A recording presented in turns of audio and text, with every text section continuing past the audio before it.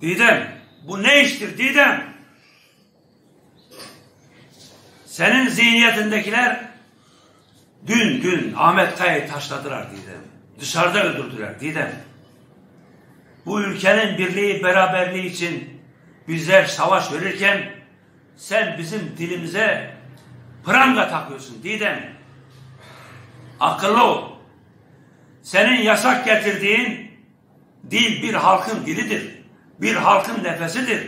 Bir halkın sesidir Didem. Bu ülke için, bu bayrak için bu halk çok bedeller ödedi Didem. Biz hep dedik, biz et ve tırnak değiliz. Biz et ve kemiğiz Didem. Senin zihniyettekilerine bir türlü bunu anlatamadık. Anlattıramadık. Sen ne yaptın Didem? Bir program uğruna, reyting uğruna kimleri aldın karşına Didem? Kimlerin sesini, kimlerin nefesini kesmeye karıştın Didem? Akıllı olacaksın. Akıllı olacaksın.